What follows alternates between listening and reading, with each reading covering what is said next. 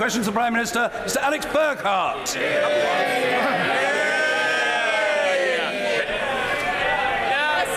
Thank you very much, Mr. Speaker. Number one. The Prime Minister. Thank you, Mr. Speaker. This morning I had meetings with ministerial colleagues and others.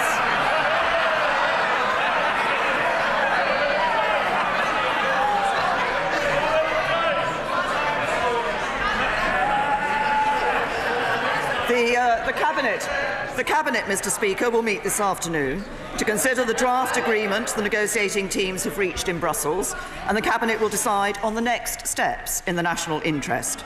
I'm confident that this takes us significantly closer to delivering on what the British people voted for in the referendum. We will take back control of our borders, our laws and our money, leave the common fisheries policy and the common agricultural policy while protecting jobs, security and the integrity of our United Kingdom. And, Mr. Speaker, I will come back to the House to update it on the outcome. Alex Burkhardt. Yesterday saw the best wage growth figures in a decade. And the best employment figures in my lifetime. Does the Prime Minister agree with me that this can only be delivered by the free market economics that unite this side of the House and not by the bankrupt socialism opposite?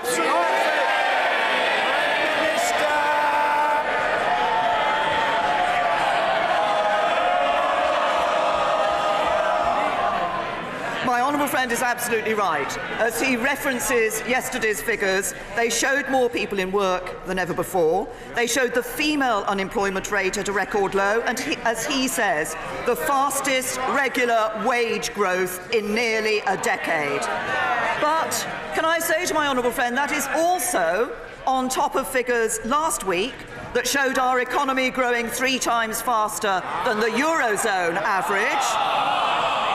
The share of jobs on low hourly pay at a record low, and the number of children in workless households at a record low.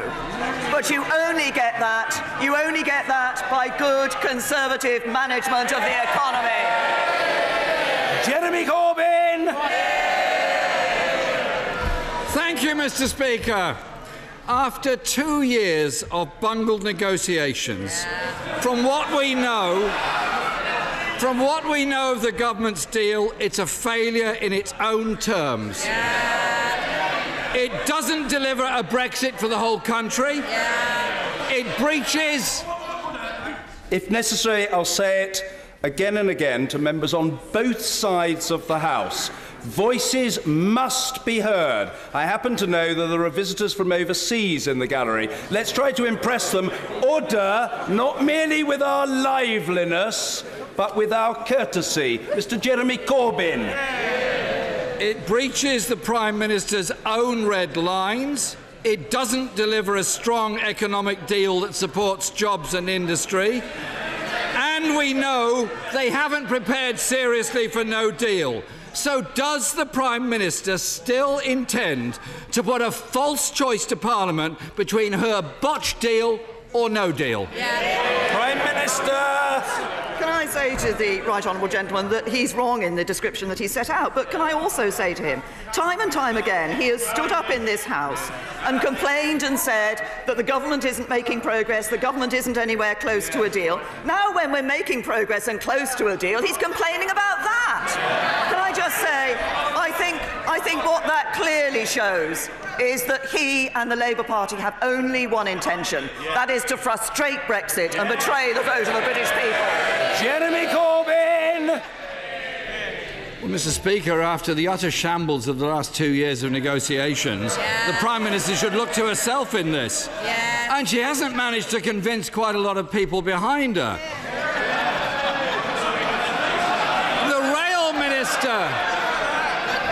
The Rail Minister resigned last week, saying to present the nation with a choice between 2 deeply unattractive outcomes, vassalage and chaos, is a failure of British statecraft on a scale unseen since the Suez Crisis. And that from a Tory MP.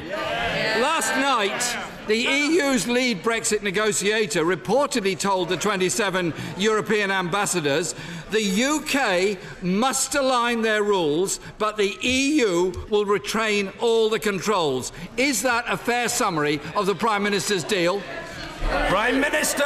Can I say to the right honourable gentleman, as I have said all along throughout these negotiations, what we are doing is negotiating a good deal for the United Kingdom. We're negotiating a deal that delivers on the vote of the British people, that takes back control of our money law and borders, that ensures we leave the common fisheries policy, we leave the customs union, we leave the common agricultural policy, but we protect jobs, we protect security, and we protect the integrity of the United Kingdom. Jeremy Corbyn! Mr. Speaker, under the Prime Minister's deal, we're going to spend years with less say over our laws or how our money is spent. And the International Trade Secretary said last week that the decision to withdraw from any backstop agreement could not be contracted to somebody else.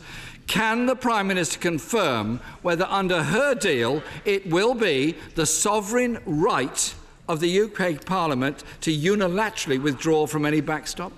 Prime Minister! Can I say to the right honourable gentleman, there needs to be a backstop as an insurance policy. There needs to be a backstop as an insurance policy, but neither side actually wants us to be in that backstop because we want to bring the future relationship into place at the end of December 2020. And I'm aware of the concerns that there are, that we don't want to be in a position where the European Union would find it comfortable to keep the United Kingdom in the backstop permanently. And that's why any backstop has to be temporary. Jeremy Corbyn! Mr. Speaker, I think that non-answer has confirmed that Parliament won't have that sovereign right. Mr. Speaker, the International Trade Secretary breezily declared he'd have 40 trade deals ready to be signed the second after midnight when we leave the EU. How's it going? Well, with 4 months to go, can the Prime Minister tell us exactly how many of these 40 deals have been negotiated? Prime Minister! We are doing two things. First of all, we are negotiating to ensure that we maintain the trade deals that currently exist with the European Union when we leave the... Order. I'm sorry. It's not acceptable for members to shout at the Prime Minister when she's answering questions. We've been talking recently in this chamber about respect and good behaviour. On both sides, the person who has the floor must be heard. And that's the end of the matter. The Prime Minister. We have been negotiating on two fronts. We're negotiating on the continuity agreements, which ensure that those trade deals that we've been party to as a member of the European Union are able to continue when we leave the European Union. And we have also started discussions with other countries about the trade deals that we can forge across the world once we leave the European Union. But I say to the right honourable gentleman, if he's interested in trade deals, he really needs to sort out the Labour Party's position on this issue. Because originally they said that they wanted to do trade deals around the rest of the world. Now he says he wants to be in the customs union. That would stop him from doing trade deals around the rest of the world. We know what's good for this country, an independent trade policy and trade deals, good trade deals with Europe and with the rest of the world. Jeremy Corbyn! Mr. Speaker, the International Trade Secretary is not the only one who doesn't understand international trade rules. And he's not the only one in the Cabinet. And he's not the only one in the Cabinet that doesn't understand a few things. The Brexit Secretary said last week, and I quote, "I hadn't previously understood the extent of this, but we are particularly reliant on the Dover to Calais crossing." When did the Prime Minister become aware of this absolutely shocking revelation about Britain's trade routes? The Prime Minister! I really have to say to the right honourable gentleman, he stands here and reads out something that says that we don't know about trade policy. We do know about trade policy. That's exactly why exactly why we're negotiating the continuity agreements. It's why we'll be taking our place as an independent state in the World Trade Organization. But he wants to talk about different positions that are being taken. What we're doing is delivering a good deal that would deliver on the vote of the British people. We're delivering Brexit. What have we seen recently from the Labour Party? Well, the Labour leader said we can't stop Brexit. The shadow Brexit secretary said we can stop it. So when he stands up, he should make it clear. Is it Labour Party policy to stop Brexit? Jeremy Corbyn! Mr. Speaker, Labour respects the result of the referendum. But what we don't respect is the shambolic mess that this government has made of negotiations. The mess they've created that they can't now get themselves out of. We won't let them destroy this country's economy or the jobs and life chances of so many others. That's exactly the point.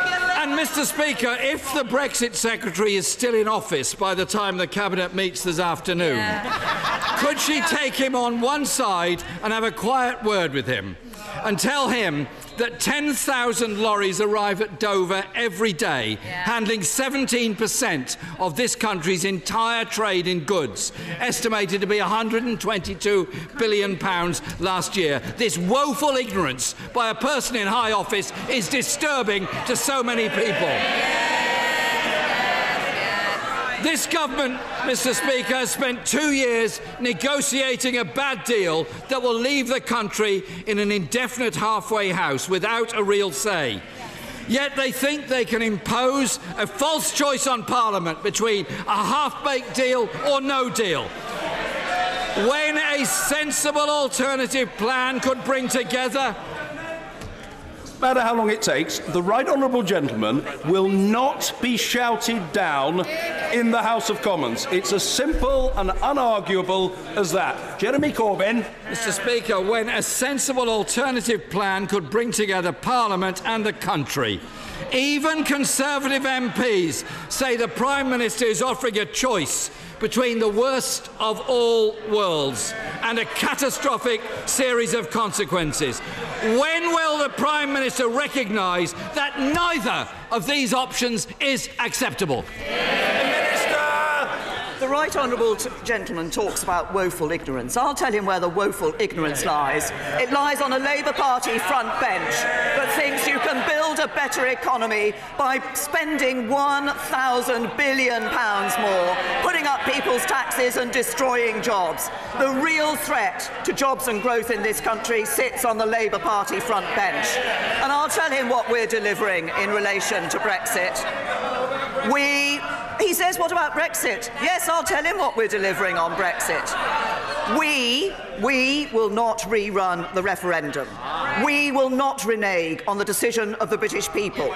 We will leave the customs union, we will leave the common fisheries policy, we will leave the common agricultural policy, and we will take back control of our money, laws and borders. We will deliver Brexit, and the United Kingdom is leaving the European Union on the 29th of March 2019. Mr. Peter Bone. Thank you, Mr. Speaker. Is the Prime Minister aware that if the media reports about the EU agreement are in any way accurate, you are not delivering the Brexit people voted for, and today you will lose the support of many Conservative MPs and millions of voters across the country? Prime Minister!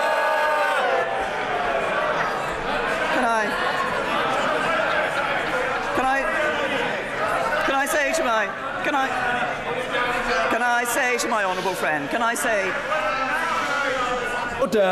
members must calm themselves. I've often advised taking some sort of soothing medicament, and people may feel better in consequence. I want to hear what the Prime Minister has to say, and I hope the House has the courtesy to want to do so as well. The Prime Minister. Can I say to my honourable friend that what we have been negotiating is a deal that does deliver on the vote of the British people. In the list that I set out earlier, I left out one of the things that the British people are very keen to see from this deal, which is an end to free movement, and we will ensure that we are delivering on that, as well as those other elements that I have set out. What we're doing is a deal that delivers on that vote, but in doing so protects jobs, protects the integrity of our United Kingdom, and protects the security of people in this country. Ian Blackford. Thank you, Mr. Speaker. The Scottish National Party, with other opposition leaders, have written to the Prime Minister, urging her to drop plans to prevent a truly meaningful vote on the Brexit deal. Shamefully, it seems that the government is seeking to prevent opposition amendments to the deal, effectively gagging the sovereignty of Parliament by playing dirty tricks on procedures. Can I ask the Prime Minister, what is she afraid of? Is her government so weak that the Brexit deal will not succeed when other solutions are still on the table? Prime Minister. To the right honourable gentleman, we have been very clear that there will be a meaningful vote in this House. We have also been clear that the motion on the deal will be amendable. But I also say to the right honourable gentleman that I think if you went out and asked any member of the public, when the government brings a deal back from Europe, what do you expect Parliament to vote on? I think they would expect Parliament to vote on the deal. Ian Blackford. Expect Parliament to take its responsibilities, which is holding the government to account and to amend the deal. This Prime Minister is hamstrung, divided, desperate and looking defeated. In a total panic, the Prime Minister has been reduced to playing political games rather than playing fair. Mr. Speaker, this is not a game. The SNP will never ever gamble with Scotland's future. There is only one lifeline left. To protect jobs in Scotland, we must stay in the single market and the customs union. The Prime Minister will not drag Scotland out against its will. If there is a deal to protect the economy in Northern Ireland, why not Scotland? Minister. The honourable gentleman stands up and says that the SNP will not gamble with Scotland's future. I say to him, the SNP gambles with Scotland's future every time it stands up and talks about independence. No Doherty. Thank you very much, Mr. Speaker. Figures released yesterday show that for the first time ever, more than half of disabled people are now in work, including many military veterans. So will the Prime Minister join me in thanking those employers who have signed up to the Disability Confidence Scheme, which has allowed such great strides to be made in this area? Prime Minister. Yes, well, can I say to my honourable friend that, first of all, it is very good news to see more disabled people getting into the workplace, and I'm grateful to him for raising the Disability Confidence Scheme. And I'd like to praise the work of my right honourable friend, the Secretary of State for Work and Pensions, who created and personally championed this scheme since it started back in 2013. As my honourable friend obviously knows, it works directly with employers. It aims to challenge perceptions of what it means to employ a disabled person, and we will continue to ensure that we're giving every possible effort to make sure that more disabled people who want to be in the workplace are able to take their place in the workplace. Chris Elmore. The Prime Minister's likely Brexit agreement will leave our country economically weaker, mean that we take EU rules without any say, and give years of uncertainty for business. Not my words, the words of her latest ministerial resignation, or at least the latest as far as we know. Does she agree with him, and isn't it about time she admitted that there is little to no support for her reckless plan in her cabinet, and even less in Parliament? Prime Minister. The honourable gentleman, as I have said earlier, what we're negotiating is a deal that will deliver on the vote, that will actually ensure that, and the proposals that we put forward in the summer, to ensure that we're able to see that frictionless trade across borders, that free trade area with the European Union, and gives Parliament a lock on those rules. Antoinette Sandbach. Thank you, Mr. Speaker. In 2017, ministers committed to provide visualisations of the rolling stock depot and viaducts proposed in my constituency by HS2. After a whole year of delaying, HS2 are now refusing to deliver on this commitment and ignoring ministers. Will the Prime Minister ensure that within the next week my constituents get the visualisations of the viaducts and rolling stock depot they were promised, so they're able to comment on the draft environmental statement? Prime Minister. honourable friend, I recognise the concern that her constituents have raised about this issue, and indeed would like to thank her for the hard work that she has undertaken in order to campaign on this issue on her constituents' behalf. I understand that my right honourable friend, the Transport Secretary, is aware of this issue. He is urgently looking into it, and I would encourage my honourable friend to continue to engage with the Transport Secretary on this matter so that to ensure that her constituents get what they were promised. Marion Fellow. Mr. Speaker, post offices are closing in their hundreds as postmasters struggle to make a living on the contract introduced by this government. Through its North Star initiative, the publicly owned post office is aiming for £100 million of profit by 2021, while postmasters' pay has declined by £107 million since 2012. Will the Prime Minister take action now to save our post office network and intervene to ensure postmasters get a fair rate? Prime Minister. Can I say to the honourable lady that obviously we have seen a change to our post office network across the United Kingdom, and that has happened as people's pattern of behaviour in relation to these matters has changed. I'm sure the post office is making decisions that they believe are right for local communities to ensure that the services are there where they are needed. Reductions in business rates will help thousands of small and medium-sized shops, restaurants and pubs in our town centres. Will the Prime Minister commit to continue to work for fundamental reform of local business taxation so that our local shops and businesses of all sorts can compete fairly with the online giants?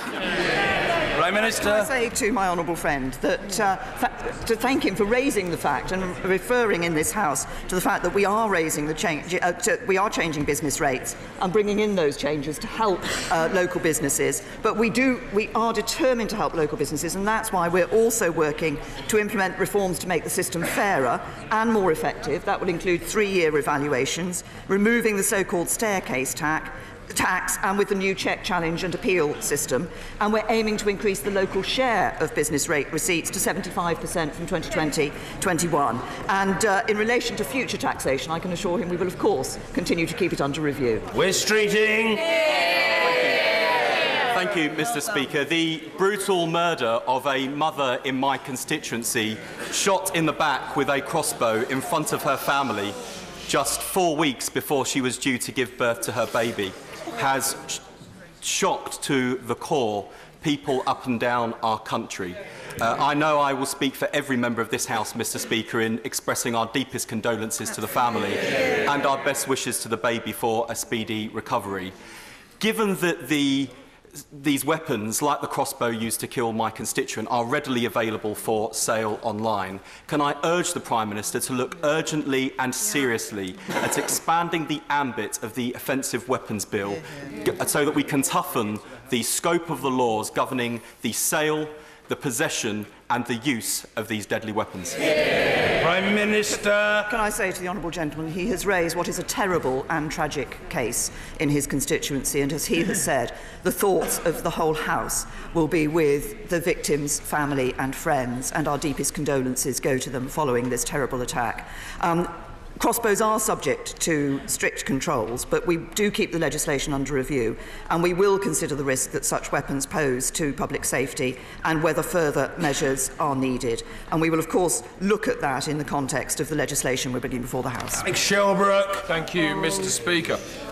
When my we're in agreement that the government has invested millions in the railways in this country, but when my constituents are still suffering from chronic overcrowding on carriages, that it's incumbent upon Network Rail to deliver projects on time so that new rolling stock can quickly be put into place to alleviate their overcrowding. Minister.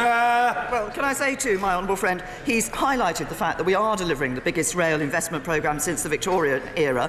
I think he said we're spending millions on our railways. Actually, we'll be spending nearly £48 billion on modernising and renewing our railways. That will deliver better journeys, it will deliver fewer disruptions. But it's right to say that it's absolutely vital that Network Rail delivers their projects on time. I'm told that Northern's new rolling stock is currently planned to serve lines from June, July next year. But I know my honourable friend has been campaigning excellently on this issue, and I'd encourage him to continue to do so. Von Favar. I'm privileged to have 2 award-winning sixth form colleges in my constituency. However, with no increase in funding since 2010, Winstanley College has cut German A-level from the syllabus, and St John Rigby has drastically reduced pastoral support. Does the Prime Minister believe, like the Chancellor, that these are just little extras, or will she agree it's time to raise the rate? Prime Minister. I'd say to the Honourable Lady that, of course, if you look across what we've been doing in funding for education overall, we have been putting extra money into funding in the... Everybody says not in FE. Actually, in FE, we have invested nearly £7 billion this year to make sure there's an educational training place for every 16 to 19-year-old who wants one. We're also transforming technical education through the T levels, and with £500 million a year, once they're fully rolled out, going into that. And by 2020, the funding available to support adult participation in further education is planned to be higher than at any time in England's history. Kwasi Kwarteng. Mr. Speaker, thank you very much. Will the Prime Minister join me in paying tribute to my constituent, Dennis Brock, who will be celebrating his 100th birthday next week? And uniquely, he has been ringing the bells in St Mary's Church, Sunbury, for 87 years, and we believe confidently that he's the oldest bell ringer in the world. Will she join me in paying tribute to him? Prime Minister! Can I? Order, I want to hear about the bell ringing situation. The Prime Minister. Thank you, Mr. Speaker. Can I say to my honourable friend that I'm very happy, first of all, to wish Dennis Brock a very happy 100th birthday, and secondly, to pay tribute to him for his 87 years of bell ringing. This is, I'm sure, as my honourable friend says, a considerable and significant record, and I think the support that he's given and the work that he's done, his commitment to St Mary's in Sunbury-on-Thames is truly inspiring. Ruth Smith! Speaker, over a third of children in my great city are currently living in poverty. Our local food banks have seen a 42% increase in demand since universal credit was imposed on us in June. Most referrals come from the Tory-led City Council, who are refusing to give them a penny. Is this compassionate conservatism? No.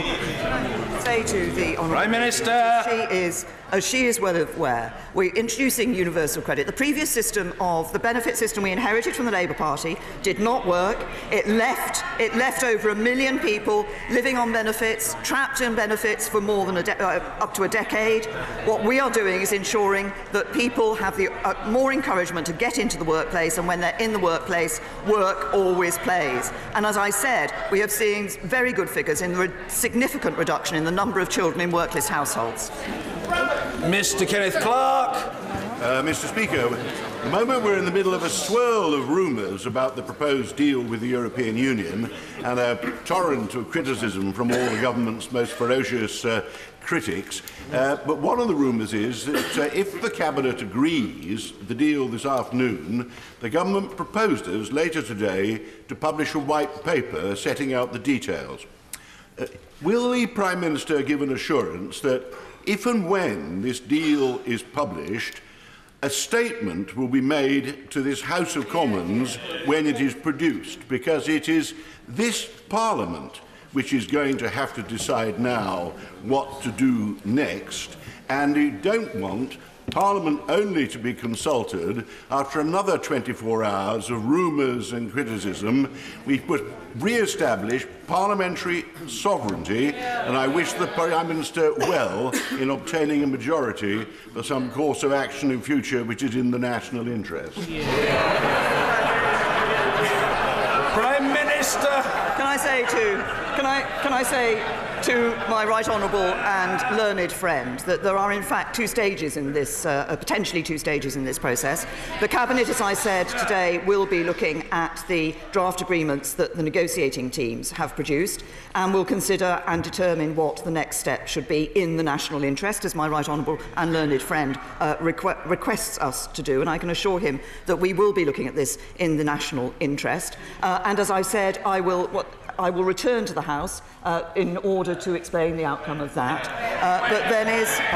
I will return to the House in order to explain the outcome of that. But Can I also say to my right honourable friend that, of course, there is then the issue of when a final deal is agreed with the European Union, and ensuring, as we will, that proper analysis is available to members of this House before the meaningful vote takes place, and that briefings are available to members of this House on the details of the proposals that lay before, so that, as he says, members of this House are able to take their decision in the light of an understanding and of the details of the deal that has been agreed.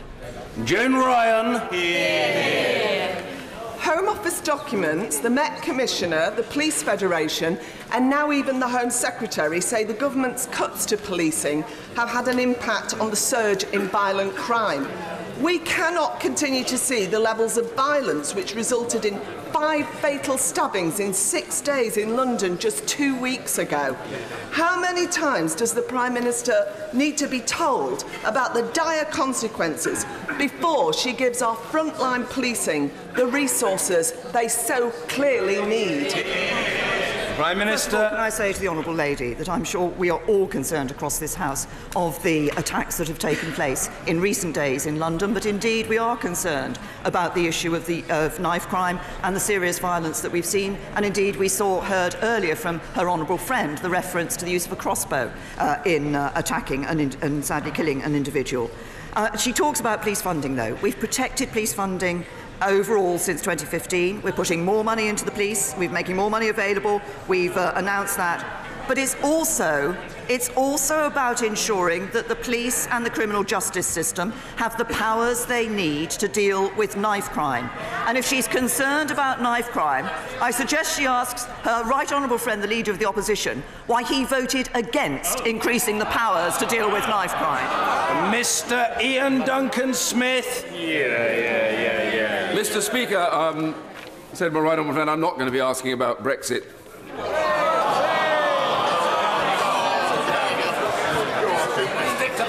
For now, but can I say to her that I was enormously proud of my government for agreeing to lower the stake on fixed odds betting terminals to £2 because they have caused endless harm, terrible damage to families, and it was the right decision. Since then, there has been a hiatus about the date in which this would start.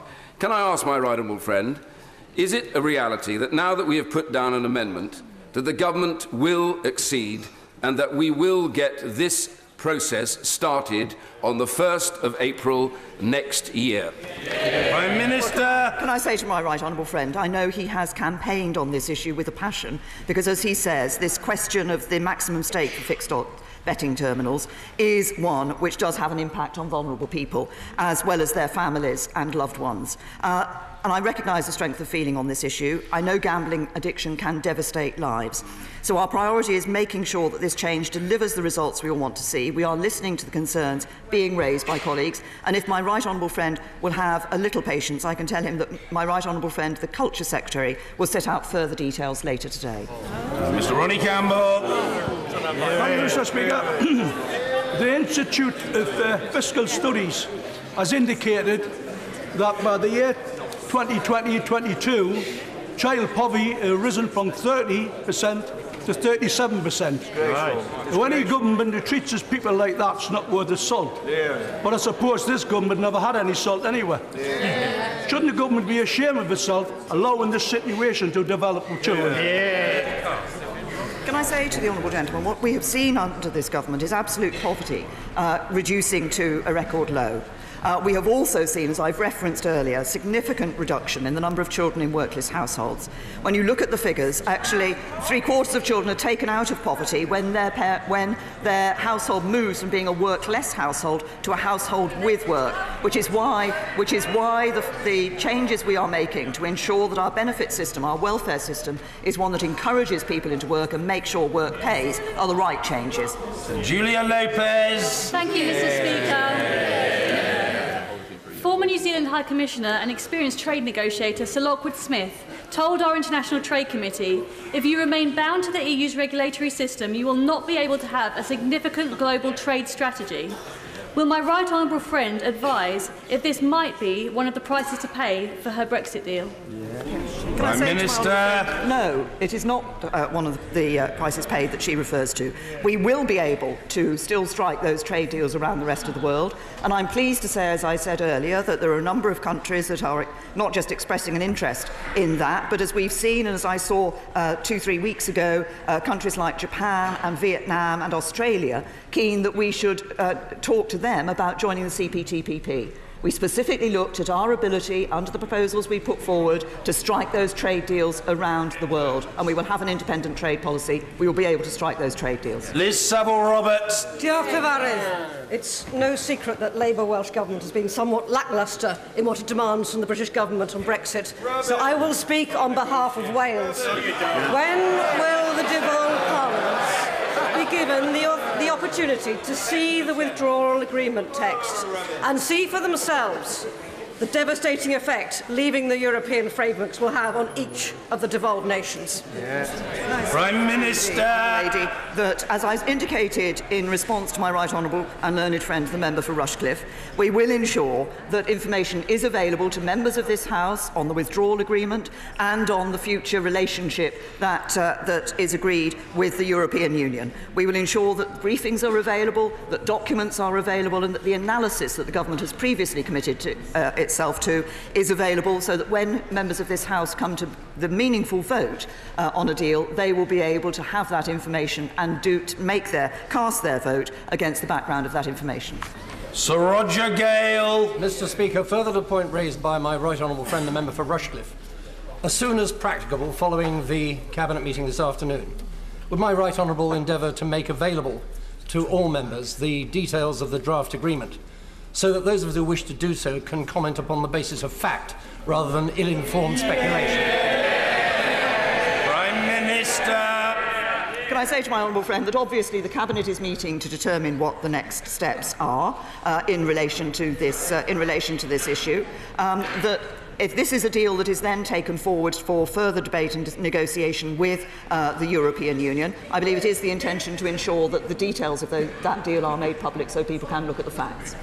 Dr. Rosanna Allen Carr. Thank you, Mr. Speaker. If what is being reported is correct, the Prime Minister is set on ploughing through with a Brexit deal that will be bad for our economy, bad for our jobs, and bad for hard-working people up and down this country.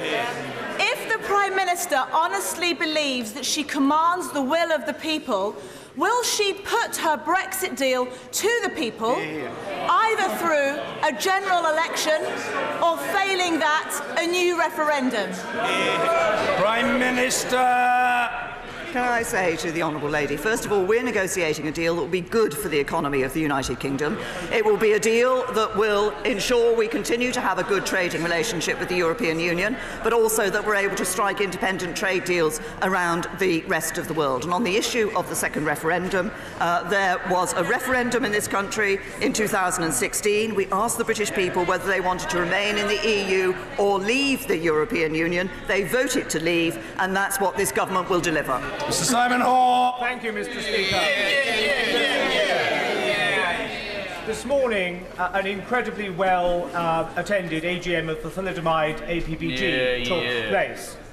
Could I invite my right honourable friend, to lend her support and that indeed of the Foreign and Commonwealth Office to talk to the German government, to persuade them of the case of the merit for social justice, and to deliver a lasting solution for those who have suffered for too long?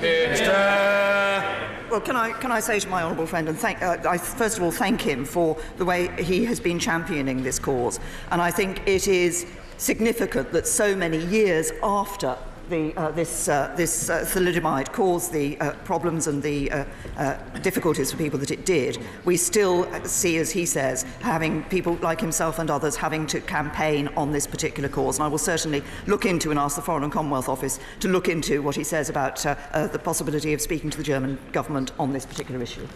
Mike Kane. Thank you, Mr. Speaker. Asia Bibi spent 8 years on death row in Pakistan for a crime she did not commit. Since the High Court quashed her conviction, she has been in hiding. Weekend reports suggested she had applied for asylum in Britain. Does the Prime Minister agree that Britain should be a beacon for human rights and those fleeing religious persecution? Prime Minister. I say to the honourable gentleman that our primary concern is for the safety and security of Asia Bibi and her family, and we want to see a swift resolution of the situation. Obviously, there's an issue for the government and courts in Pakistan, and the Prime Minister, Imran Khan, has publicly supported the Supreme Court and promised to uphold the rule of law while providing continued protection for Asia Bibi. But a number of countries are in discussion about providing a safe destination for her once the legal process is complete. I'm sure the House will understand. Given the sensitivity of this case, it wouldn't be right to comment on the details of those proposals at this stage. But we remain in close contact with international partners to ensure Asia Bibi's long-term safety and her interests. In Vickers. Thank you, Mr. Speaker. The Prime Minister confirmed earlier that we will indeed be leaving the common fisheries policy, which is very welcome, but she'll be aware there is still considerable concern within the industry. Can she give an absolute assurance that it will be for the UK and the UK alone to determine who fishes in our national waters after a deal is signed? Prime Minister. I reassure my honourable friend that we will become an independent coastal state, and it will be the UK negotiating on the UK's behalf in terms of access to UK waters. Kate Hurry. Speaker, the Prime Minister will know that back in 1965 there was a neighbourhood agreement between Northern Ireland and the Republic that each could fish in each other's 6-mile water. 2 years ago the Irish Republic reneged on that.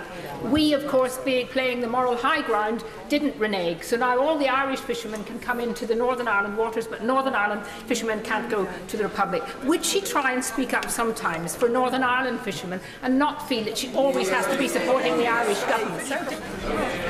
Prime Minister. Right Honourable Lady, that consistently throughout these negotiations, one of the issues I have had at the forefront of my thinking has been the people of Northern Ireland. She raises a specific issue about fishing, and I'm happy to look at the specific issue of the 6-mile waters that she has referred to. We will become an independent coastal state, as I've just said in response to my honourable friend, and we will ensure that it is the United Kingdom that is negotiating on behalf of the UK for access to UK fishing waters. But the people of Northern Ireland are at the forefront of our concerns in relation to the deal that we're negotiating. The Prime Minister is to be commended for initiating her race disparity audit, which showed, amongst other facts, that traveller children have the worst educational, health and employment outcomes of almost any group. They do. Given the acute distress also caused to many settled residents by this policy, and given the support for my 10-minute rule bill yesterday calling for a review of this area across the House, would the Prime Minister please appoint a senior Cabinet Minister to undertake a complete review of this area so we can have better outcomes for all of our constituents? Well, my honourable friend raises an issue which I know is of concern for many across the UK in terms of what they see in their own constituencies. And as he said, there is also a concern about the impact on the educational attainment of traveller children. As he will know, we published a consultation on tackling unauthorised encampments in April, and we will respond on that in due course. But we are committed to strengthening the authorities, local councils and the police's powers to address these problems and to ensure fair play. And we take this issue very seriously, and we're carefully considering the response that we can give to the consultation. On break. Thank you, Mr. Speaker. Can the Prime Minister confirm that her deal will leave the United Kingdom a rule taker, not a rule maker? In other words, a vassal state? And isn't the best way to get herself out of this mess that she and her colleagues have caused by allowing the people a vote in a people's vote? Prime Minister. And I say to the right honourable gentleman, and I think I've given him the same answer to this question on a number of occasions. The people, this Parliament gave the British people the vote on whether or not to stay in the European Union in 2016. The British people voted, they voted to leave, and it is this government that will deliver on that vote and deliver Brexit. Order.